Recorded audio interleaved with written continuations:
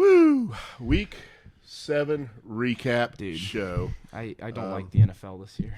I want to say, dear NFL, What is please this? stop effing with my life. Why does it make no sense this year? It makes none. Like last week was crap shoot all the way, and this week was like a drug trip, dude. Like I was like, what the heck is happening? And I know I picked it this way. But during the Bengals bye week, please, all the AFC North teams, you don't have to win and we were already in last place. Yeah, literally. I mean, even the Steelers won. Are you kidding me? Matt Canada called a good game. I Matt told you the Canada Steelers were going to win. How about them opening up that offense in the second half? I mean, I watched Pickett's Matt pushing the ball downfield. I feel like I've gone to heaven because I saw Matt Canada call a good football game for the first time in my entire life. Like, it looked I mean, very, it was good. very similar to what we've seen most of the year in the first half with like passes 4 yards behind the line of scrimmage, Najee up the middle, and then all of a sudden, boom, here we go. Pickett to Pickens, Deontay, let's push it down the field, let's score. Deontay definitely made an impact. By the Having him way, back is huge. He didn't make that first down. I mean, He didn't. He didn't. But I thought the spot on the play before on the catch was bad. very bad. It so was. I mean, that's I what guess it washes people out. won't talk about that. You know, this talking week about had it. a lot of interesting calls, and we'll get into some of that interesting calls when we get to the last game we have to cover. Oh yeah, we can get into some of those. But overall, I mean, this week was weird, dude. So what are you wearing? I am wearing the playoff choker jersey himself, Joel Embiid, for the 76ers. 76ers play their first game tonight. Can't wait to watch another disappointing season where our window slowly closes as we cannot even make our conference championship. This show is NFL, but King James in the Cavs jersey. Still my jersey. Just letting you know. That's still his home. That's my jersey. You know, I love that jersey. I'd rather wear that brought than us a this ship right now. to the land. Yeah, So I wish the awesome. 76ers got someone like LeBron James to bring them a championship instead of Doc Rivers, James Harden, and Joel Embiid is what we have to lean on. All right, so I'm going to get something out of the way right now. The big three. Dude, I mean, okay, listen. First off, this entire week, I went along the entire week thinking I took the Ravens as one of my big three. Didn't. Yeah, we both should have. Yeah. And then second off, we'll get into one of those teams that I'll cover later. Yep. The other team I want to talk about is the Bills. Yep. What the? Dude, like, I thought this was turning over a new leaf. Like, the last 2-3 years, it was like you're turning over a new leaf, and now all of a sudden, oh, man, we can't beat Bill Belichick, man. Now, He's what too did I smart. say Oh my about gosh. the Bills at the beginning of the season? They have injuries, though. Their defense is injured I to said heck this now. team may have already peaked. And, you know, I'm just saying, been very inconsistent offensively. Very inconsistent altogether, right? They're sitting at 4-3 right now. They were the hottest team for 3 weeks, and now all of a sudden they've backslided so bad. Like, it's terrifying. Like, ever since that Jags game, hello, Kane, it's been a terrible backslide for them. They're worse than the Steelers this year. Yeah. Like, what, record-wise? Like, that's crazy. So what about the Niners? I mean, this is simply put, I think this game is something to take away two things. One, Debo is very important. Two, Brock Purdy, of course, like I said, even though he was starting hot in the season, I said he was a mid-tier quarterback. He's a mid-tier quarterback. Third off, they weren't as good as we thought they were. And then finally, the Vikings are sitting at 3-4 after starting the season pretty rough. Yeah. I mean, I know they've talked about rebuilding and trading, but all games they've been in that they've lost have been one-score games. There's a lot of season left, and the Vikings, you know. I wouldn't give up on it yet. I wouldn't give up if you're a Vikings fan. Jordan the Addison other is a two dog. games in the big three, see, the Bills -9. Ooh, what a stinker. Was the Dolphins. We actually thought, never mind. We'll talk about that later. And the Browns, and we will talk about that one later. Overall, I took a commanding lead in the overall picks. I'm now 62-44 versus the pathetic 59-47. Yeah, I had my first time ever going negative in a week, and I've been doing this picking NFL teams like for 5 years now. Every week I pick NFL teams. And by this time, at this point in the year, I'm at least 70 in. Like I've gotten 71 wins. But of course, as soon as we get podcast in, as soon as I do my betting. We start putting ourselves out there. As soon as we go public with the stuff, it's all failure and just pooping over everything. But, whatever. So Kane, stop it. Yeah, so week 7 into week 8, and we may do this a little bit next week in our recap show. You kind of go back to the beginning of the season. You think about what you thought the divisions would look like, and then you start looking at it. Yeah. And I always start looking at, okay, what we're halfway through or close to halfway through with the 17 game, and bye weeks and everything like that, and what's my team look like? And what's their schedule look like going forward? So you start looking at your team, their position in the division, which my Bengals are in last place, even though they're 500, but could get a big win at the Niners this week.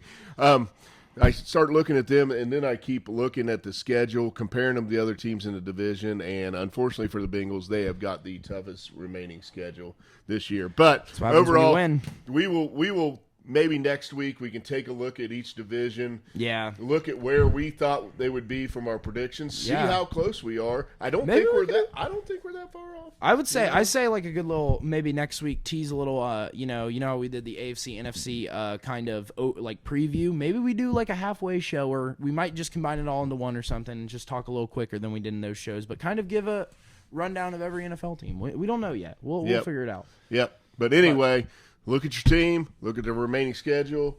I don't care. Start thinking about. That's what I do. I go. I'm looking and I at start thinking about they could win this. But based on what's happening in the NFL this year so far, it really means nothing. All right. So, anyway, let's get into some recap now. We've talked enough. This is what they're here for. They're here for the recap. Okay. Let's start off with our game of the week. Our game of the week, and we thought this would be a much better game. I think we both did. I'm pretty sure we both took the Dolphins. We did. So Eagles take care of the Dolphins 31-16. And I think the Eagles showed, they haven't been super consistent offensively. They had one game where I think they gave up a lot of points to Commanders. But that defense said, no, you're not running the football. No. And that's been, that wrinkle and some trick plays and the backward shuffle passes, no-look shuffle passes out of Tua for runs and stuff like that has been part of their look. Like Mostert, and A-Chain being factors. Yeah, which, of course, A-Chain's been injured for the past couple weeks, but still. But that's been part of their They've been speed, man. They've been utilizing their speed. But, dude, like, you can't access that speed if you can't run through the brick wall that the Eagles' defensive line opposed. And, I mean, even though Raheem Mostert averaged 5 yards per carry, they just didn't want to run the ball. They had 45 rushing yards. Yeah. And part of that's playing behind. Yeah. But the time of possession in this game, I look down NFL game after NFL game after NFL game, and it seems to be pretty close, 36 minutes to 23 minutes. Pretty daggone slow, dominating. Methodical. Total plays 68 to 48. So it was like death by 1,000 cuts. The Eagles' defense sustained drives. I mean, honestly, I think, going back to our boxer metaphor we used in the earlier show, it's like the speedy guy, right? He's going to hit you a bunch of times, but this is the old seasoned veteran, man. He can take punches. And just today, he resisted the punches, And we're in short yardage situation. We give it the push. Yep, the touche push. We give it the touche push, and the push play sustains the drive. We get 3 more plays. Yep. I don't know if I've said it on the show, but I've said it to a million people. I don't get how that is not in some playbooks. Tush push? Yeah. Well, nobody does it like these dudes. Well, I don't understand what's missing. I don't know if it's Kelsey. I don't know if it's Hurts. I don't know if it's the 2 players they have pushing. But every week we see a new team, and I mean a new team, try it out, and it fails. Yeah. And it's like, I'll tell you what. What's the formula? Ryan Day, figure it out. I would love. We've been inside the 2-yard line and can't get it hit pay dirt. So many times I'm like, can we not push this guy? I mean, you're the Buckeyes versus like smaller dudes. Yeah. Anyway, so the Eagles do it better than anybody. It helps them sustain drives. I kind of looked at a matchup in this game, A.J. Brown, Tyreek Hill. Brown, 10 for 137 and a touchdown. Tyreek Hill, 11 for 88. So tells me they shut down a little bit of the big playability. I mean, 11 catches, Tyreek Hill. I expect him to explode for one. Yeah. He did have a touchdown in the game, but it looked like they got outdueled. I mean, straight up, A.J. Brown, I mean, early on in the year, I remember people on the media talking about, like, oh, he's not getting enough touches, oh, he's not getting enough touchdowns. Well, currently, I mean, obviously this doesn't reflect real-world NFL stats perfectly, but he's number 2 wide receiver in fantasy right now. I mean, like, he's good. Like, he's been under the radar great this year. And, I mean, like, people haven't really been talking about it all that much. But, honestly, I would argue that this year – the flaw with the Philadelphia Eagles has been Jalen Hurts on offense. Yeah. I think everybody else around him, you have Swift having big games everywhere. You have A.J. Brown and Devonta Smith stepping up. Yeah. You have their tight end stepping up, but then kind of this Hurts kind of struggles in some This facet. was one of his better games. But this was a good game, man. 23 of 31, 279, 2 touchdowns, did throw a pick. I think he's thrown more picks this year, though, than he threw all last year. Probably. But I think what I'm seeing is the Eagles' offensive line, Hurts is doing enough, delivering the football. They're able to run the football with Swift. I mean, they were just – and, you know, Dolphin fans, don't be distraught. You're 5-2.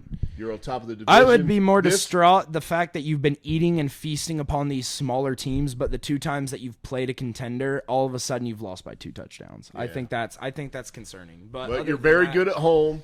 You're going to me, Miami, you're going to have to stay in the driver's seat of that division and get a home game to get your momentum going in the playoffs. You're not going to be able to go to a place like, and I know you wouldn't play Philadelphia in the playoffs. You were not going to be able to go to a place like Philly in the playoffs, Buffalo, in my opinion, and win. Yeah, you got to stay ahead of those guys. But kudos to the Eagles sitting at 6-1. Yeah, I really, really, really thought this was a game they could lose. We predicted the Dolphins were going to win. I thought they were pretty locked in to lose, honestly. I thought this Dolphins team was really hot, but all of a sudden now I'm like, man, I bought into the hype a little too much on those Dolphins, and I'm gonna draw it back. But either way, I also thought the Eagles were banged up a little more than what they were. Yeah, the injury report looked like you might see several Eagles sitting, and that didn't happen. Jalen Carter, Darius Slay, there were several dudes that were like questionable, and that didn't happen. My gosh, dude! The fact, and I will say this forever, I've said it to him. The fact that a simple, legal thing with, I'm not going to comment on what happened with Jalen Carter and all the events that formulated in that speeding incident with all the Georgia people. At the end of the day, basically all we have is that Jalen Carter sped after a teammate died from speeding. And that's what we have, right? And to teams to take this guy who I'm talking generational talent leading up to the draft and say, well, I'm a little scared. It reminds me a lot of the Lermy Tunsil situation, but 100 times worse. Like, Lermy Tunsil literally had a video of a bong getting hit, shared live. Jalen Carter sped. Right. And then all of a sudden now it's like, all this legal trouble. He's going to go to jail. We got to take him. He ended up getting to the Eagles. Somehow the NFL let this happen. What a gift. What a gift. Literally generational talent fell to the Eagles at the 9th overall pick, I think. Dude. It's a media play. They question character. Nick Sirianni said, give him to me, baby. They traded up for him, and they were like, aha, baby. And the Bears didn't take him for some reason. All right, so Eagles kicked crap out of Dolphins. Yeah. Good win. Dominated the game. Time of possession, defense. No running for the Dolphins. Yeah, Eagles win. All right, next game. We got to move on. Oh, my God. Now, I thought the Ravens were going to win 38-6. Dan, my Lions. I don't know what happened here. I don't know. I think this is a combination of a lot of things. I think the Ravens kind of, they've been good all year, but I think they kind of took a step up this year and showed how good they can be. And this is kind of them reaching their potential in this game. I think that there were a lot of injuries for the Lions that a lot of players who were kind of hurt played, and it kind of affected their team and kind of slowed them down. Like Amon-Ra and Jameer were both hurt before the game, and they were kind of like, well, we got to play. I think this offense just couldn't do anything against this Ravens defense. I think the Ravens just played a better game than them, as simply put. I mean, I really don't think there's much to say. I wouldn't be too worried if you're a Lions fan. I know you're panicking because you're the Lions, right? You choke all the time. This is what you do. I wouldn't be too panicked. I think they'll be back. I just think this is a misstep right here. I think offensively for the Lions, they were using David Montgomery like 20 plays, 20-plus plays in some cases a game. That was helping them sustain drives, so they had to change their offensive philosophy a little bit. Whoa. So I think offensively they struggled to find a rhythm. And then defensively, LAMAR. Yeah. Dude, and what the Ravens did against the Lions was showed some big playability, man. Yeah. It's like, dude, the numbers, Lamar's passing numbers are 21 for 27, 357 yards, 3 touchdowns. Jeez. So you were seeing him push the ball down the field, big plays. So that tells me, again, mature, able to adapt. Hey, if I got to pick you apart, I'll do that. But if you give me an opportunity to throw the ball down the field, I can make the play. And we saw that out of him. 503 total yards out of this offense against the Lions defense. That's going to win you football games, man. Lions, 0 sacks. Ooh. Did not get to Lamar. And that'll make a difference. Yeah. Especially with Lamar, man. And 9.1 yards per play. Lions, 4.7. Yeah, the disparity in offense is definitely showed here. Jared Goff dropped back 53 times. Yep. Whenever you're dropping your quarterback that much and it's not Patrick Mahomes, then you're begging to lose. They got down early. I mean, the 6 points they scored in the fourth quarter. Yeah. So they were getting goose-egged I just think, whole game. Dude, I just think, like, honestly, when I look at this stat sheet, I'm thinking, what the heck is going on with conserving running backs now? Like, I get like, you need to get your value out of your running back. Jahmyr Gibbs had 11 carries this game. And I get you go down early, right? Yep. But you still have to incorporate the run game here, man. If you're giving David Montgomery 20 carries, you got to give Jahmyr Gibbs 20 carries, man. Get value out of your running backs. I get you want to save them and you want to use them in the pass game and use them in the run game, and that's kind of what you get your carries from. But, I mean, Bijan didn't play this week, and we'll talk. Yeah, we'll talk about that. It's like... But when you do that, when you turn into a drop-back team, you make it so much worse, and you do it early. You make it so much worse on your defense because a passing 3 and out, man, that is painful. The guys don't get any rest, and then you're right back on the field, and you're trying to get to Lamar. So kudos to the Ravens. Now, both these teams, the reason this game was on the docket, both these teams to the top of their division just like last game. So, and we've seen these peaks and valleys out of teams already this year. You're going to have it. Dude. You regroup. Parity, man. For the first time in a long time, I think the NFL has a lot of parity. Yep. I think that it's I mean, I'm not going to say everyone can contend for the title, but I think everyone's freaking scratching and clawing for the playoffs right now. And I think, you talked about health. I think we were talking about last game or this game, I don't know, but injuries that change your offensive game plan have seemed to be detrimental to teams, right? Absolutely. Think about the Niners going up to the Vikings with Trent Williams and Deebo Samuel out. It's huge. That is game changing. You have to change your offensive philosophy David when Montgomery things like that happen, and you pay for it. So absolutely.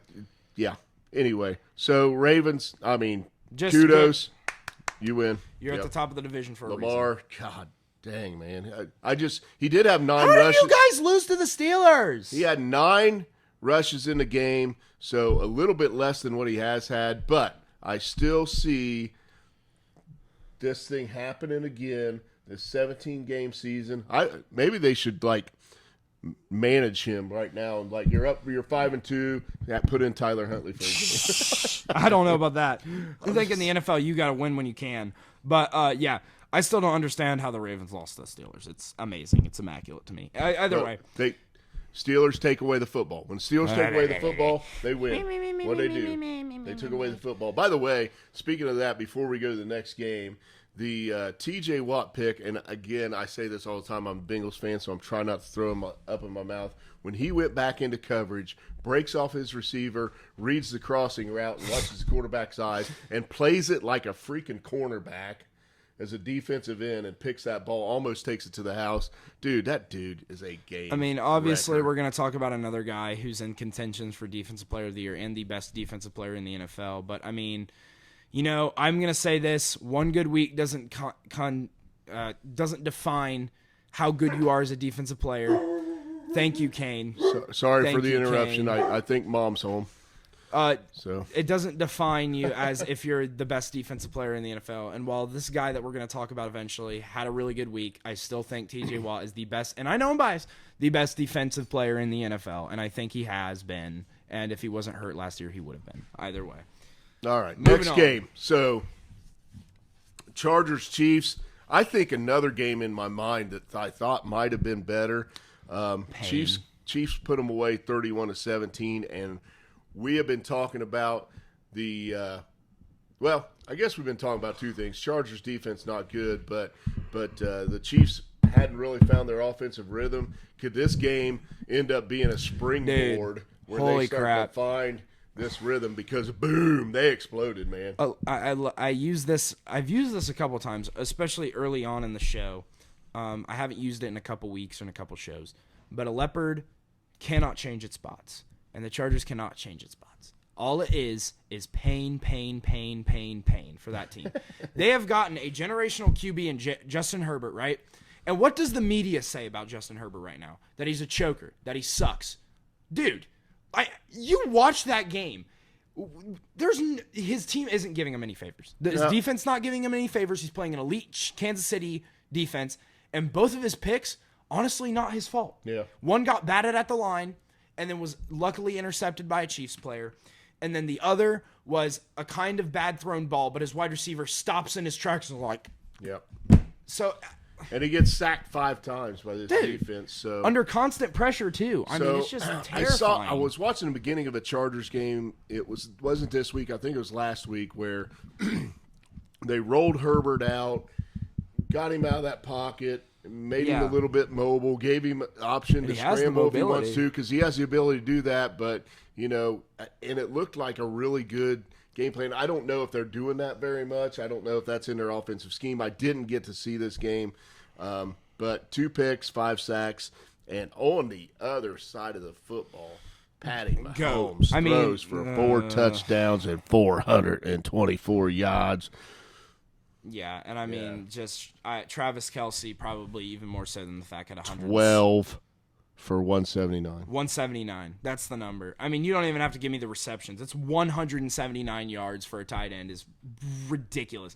I mean, they didn't even have a run game, dude. Guess what? Their leading rusher in average per carry was Patrick Mahomes with 7.2.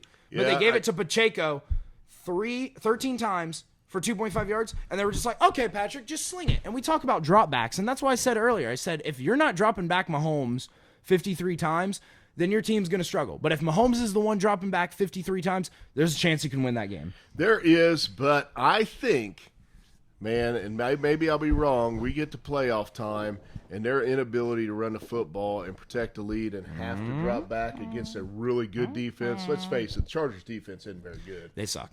Yeah, they suck. They trash. So I guess it's not super unexpected that this happens against them. But Chiefs get against a really good team and cannot run the football.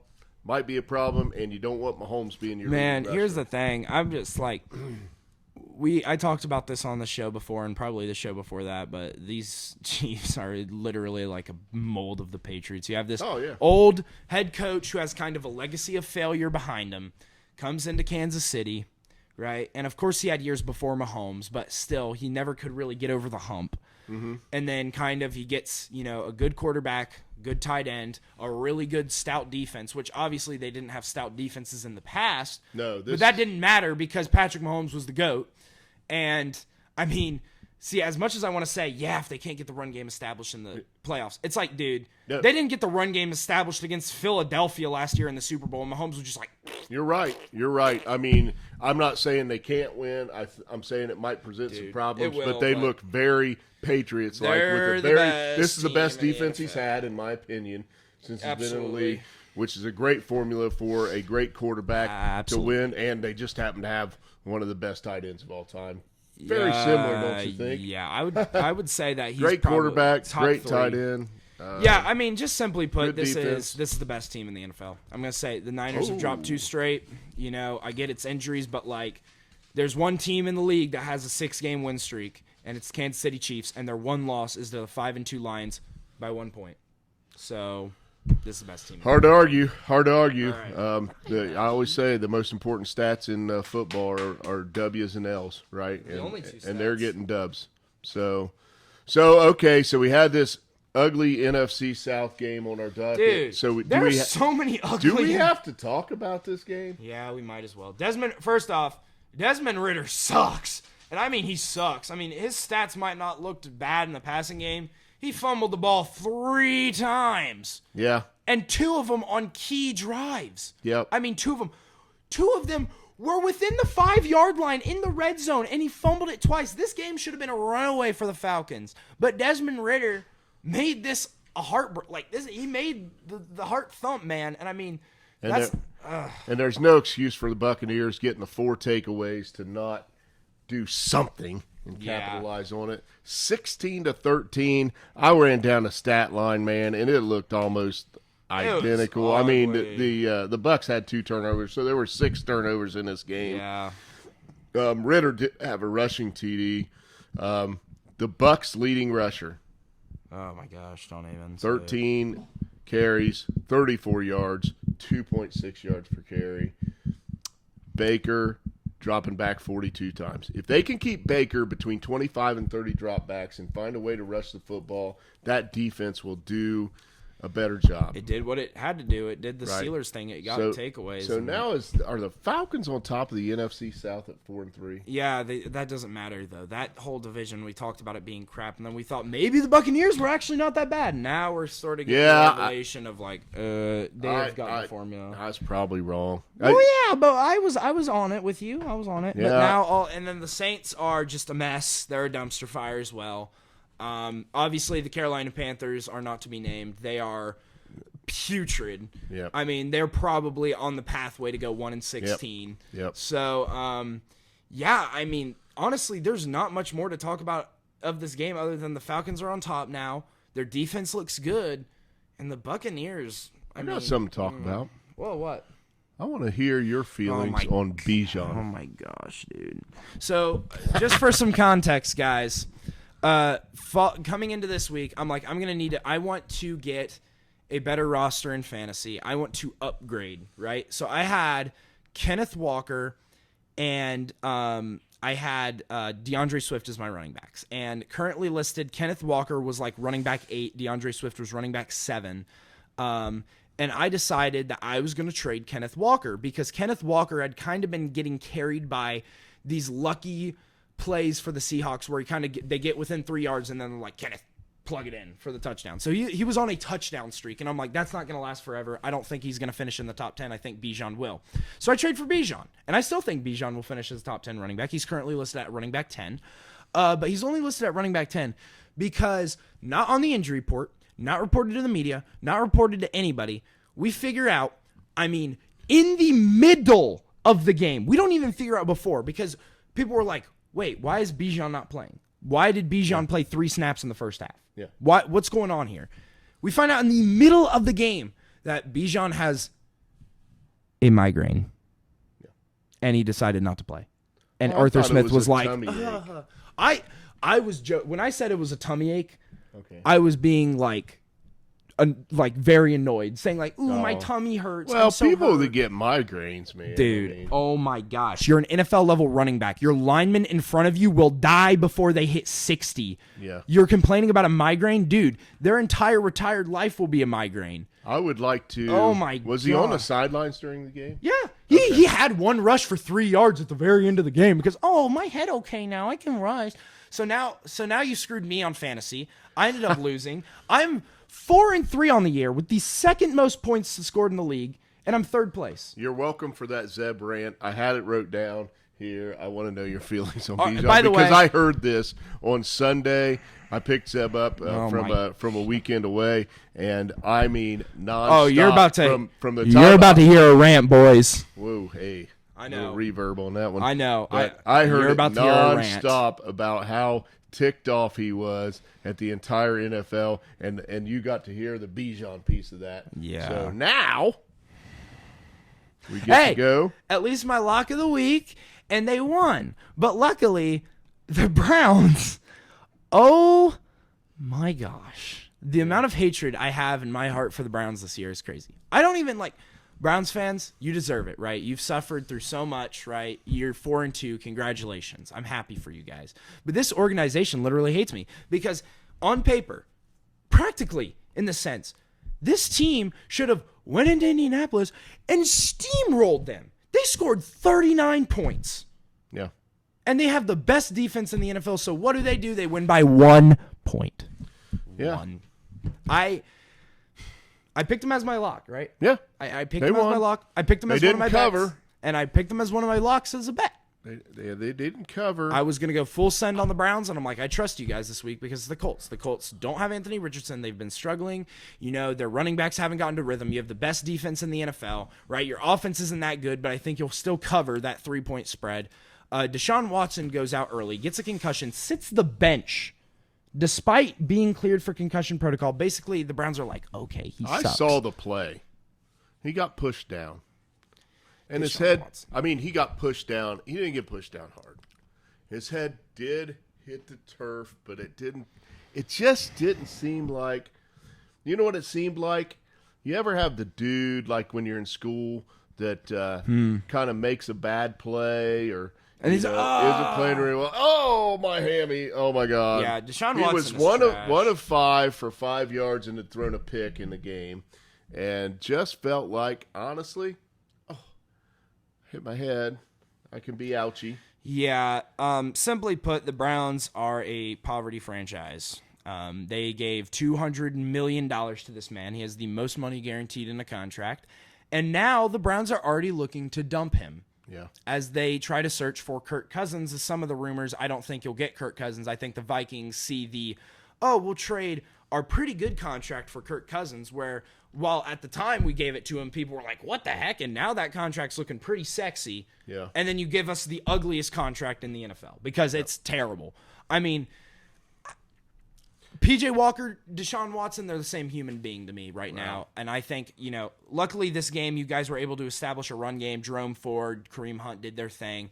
Your defense forced turnovers. They did the Steelers thing. But at the same time, your defense looked like trash. Without those 4 turnovers, and that was the key, those 4 takeaways, they gave up 400, even with the 4 turnovers. They gave up 456 yards to the Indianapolis Colts. With Gardner Minshew. The Indianapolis Colts, 6.8 yards per play to the Browns, 4.4 yards per play. They don't turn the ball over, and I know that's I'm not a what-if guy. They gave up that many yards to Indy. So if Indy can protect the football a little bit, they kick their ass. I mean, just honestly. They would kick the Browns' ass. Honestly, no. If Myles Garrett doesn't become Superman for one game, which that was what I was alluding to before, the Browns suck. Like, the Browns lose this game. They were outgained in yards. They were outgained in rushing yards, passing yards, yards per play. They were outgained in third down efficiency.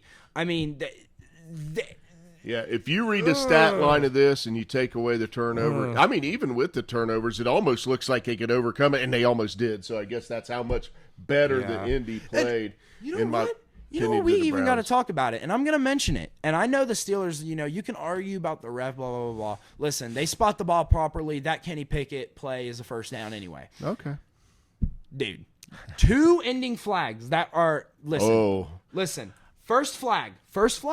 Have you watched the plays? Oh, I did. Okay. First flag. I listened to this on the radio, and I didn't see the plays, and I was listening to it on a Browns radio, so they were, like, ecstatic. Yeah. But they were even kind of like, okay. First play, all right. You know what? Legal contact. They were going to be backed up to the 40-yard line on that play if that call doesn't happen. Yeah. No, you don't understand. They weren't backed up to the 40. The Colts got the ball. Oh, that's right. Yeah. On that play. That was game. Yeah. Either way. It was ball game. That's it right. was I would have no called it. The refs called it, whatever. It's fine.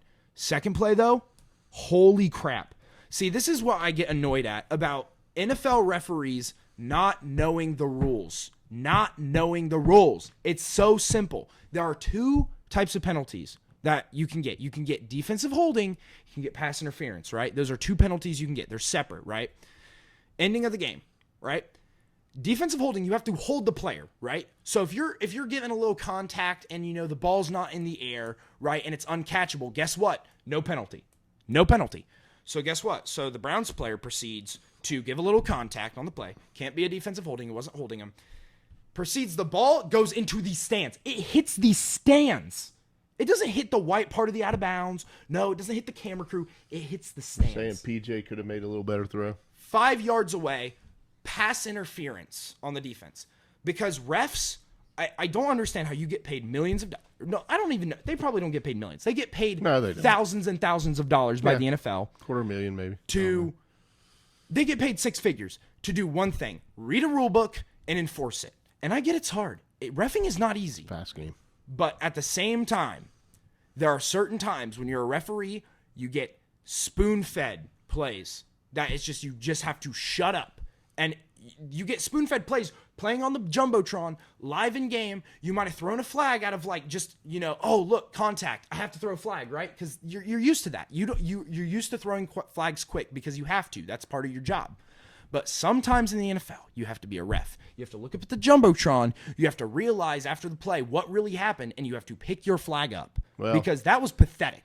That was really one of the most pathetic calls I've ever seen. 5 yards, Paul Bunyan couldn't have caught that ball. Yeah. Paul Bunyan couldn't have caught that ball. And you call it pass interference. It has to be catchable for pass interference. Terrible call. Terrible ending way of the game. Browns got bailed out. Still won. I don't blame the refs. I don't think that's a thing. You got bailed out, but you still won fair and square, genuinely. Still terrible. If I'm an Indy fan, man, and I could have been 4-3 after that game, man, I'm pretty sick because I'm hanging around that division. And like I said, offensively, you played a pretty daggone good game. The Browns are getting a lot of Browns are 4-2, and I will say to reinforce your point, I listened to it on the radio, and the radio announcers on a Browns radio station were kind of like, they were wondering if that was catchable or not. So it was not. To your catchable. point, for an official, you still have to see it before you throw it. You have to let the play. I would rather you throw a late flag if you let the play process and say, Dude. "Oh, okay, yeah, he grabbed him or he hit him or whatever," but oh my God, man. That's not catchable, right? And even to that point, it's like, I don't even care. If you want to throw a flag early, throw a flag early. But when you know that it can't be the penalty that you called, swallow your pride and pick your flag back up. Yep. Listen, reffing is a hard job. You have to hear the bruit of fans even when you're right. Yep. But at the same time, a response to that I've seen from every referee, and this includes high school, and no offense to them, but they are prideful people. Yeah. They make their call and it's boom. Yeah. And it's like, sometimes you've got to swallow your pride and just be honest with yourself. And it's like, I got that one Sometimes at the end of the game, you see it all the time in basketball. Dude's got to make a play. You know what I mean? They swallow their whistle a lot. It's like, okay, you throw a ball that's somewhere in the range of catchable. Defense try to make a play. Offense try to make a play. None of that was happening. Right, at all, so it wasn't close. It was just... sorry, Indy fans, but Browns fans, I have watched you guys over the years just see bad thing after bad thing after bad thing. It's the most un-Browns thing ever for this call to actually go your way. So, but it's the most Browns thing ever for that PJ Walker, turnover, Colts jump on the ball. That's the most Browns thing ever to happen, right? So here. Quarterback stats in the game. Walker, 15 of 32, 178 and a pick. Minshew, 15 of 23, 305, 2 touchdowns and a pick. So, I don't even know. The Browns are still the Browns, I think, this year, but they've found a new way to evolve, I guess. Leopards can't change their spots, but they can slowly adapt and evolve to their climate. The Browns have gone from losing in heartbreaking fashion to being one of the most inconsistent teams I've ever seen in the NFL. That should probably right now be sitting at 3-3. Well, the one thing that you're not going to get over, Cleveland, you're not going to get over that Nick Chubb loss. No. It is. This team still lacks a quarterback, and despite how good their defense is, the Colts just provided a mold of how to beat them. Yep. So now all of a sudden, if this defense doesn't do its job, PJ Walker, Deshaun Watson ain't going to come save you. And I'm sorry, Jerome Ford had a good game, but Jerome Ford ain't saving you either. Yep. So, yep. Either way. All right. Let's get to Thursday night. We got a Thursday night football game.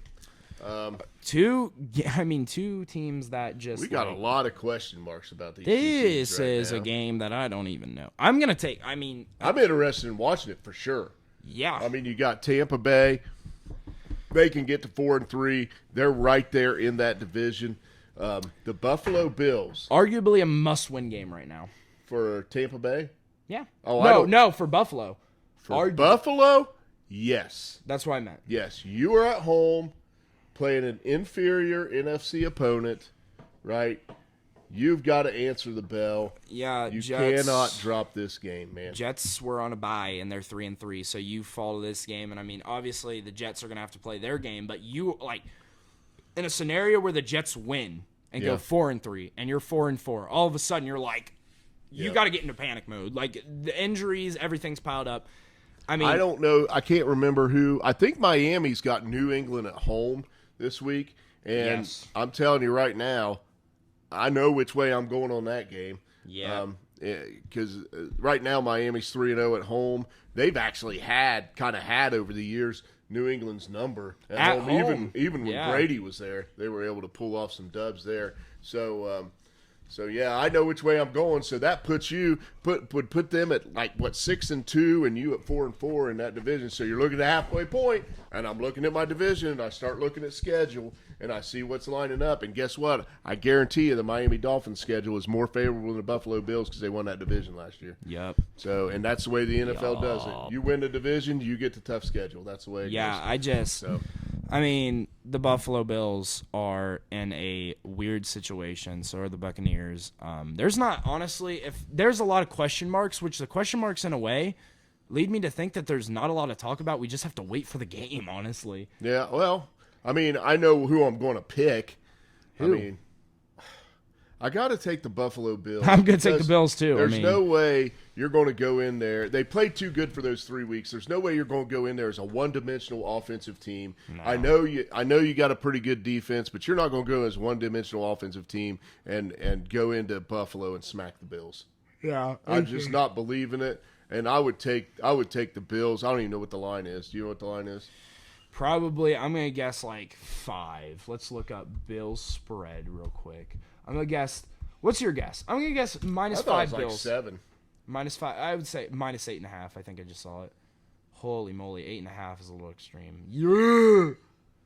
8.5. Yeah, 8.5. Holy moly. Okay. I was going to say I'd take the Bills to cover a touchdown if it were that. So Vegas has it higher than that. So makes sense. I'm not betting on this game. I'll tell you that much. Well, not at 8.5. Hell no, that's a bad number. No, I'm not. Even if it was 7 after what the Bills pulled last week, I didn't say I'd bet it at 7. I said I think they would cover it. So no, I anyway, didn't say I'd bet it. Anyway, yeah. So I think the Bills could win this game ugly. I think they could blow the team out, right? Yep. I think it could go either way. If they take care of the football, I think they'll win the game by a couple touchdowns. I'll be honest with you. But I've been wrong about the Bucs. I've been taking the Bucs for the last 3 weeks, so you know what's going to happen. They're going to win. You know what I mean? That's the NFL. This year's been crazy. Yeah. I mean, there's not much else to talk about. I think that's pretty much the show. But I do want to give a shout out to former #1 overall pick Kyler Murray has returned and is a full participant in practice now. Congratulations. What do you think that means? I think that means the Cardinals are actually going to do stuff. You think Josh Dobbs is out, huh? Yeah. I mean, I like Josh Dobbs, and he's a gamer like PJ Walker, but he is. He's a backup quarterback, and he's the guy that you have holding the clipboard because he's a smart guy. So you think the Cardinals could start making some noise out there in the NFC West?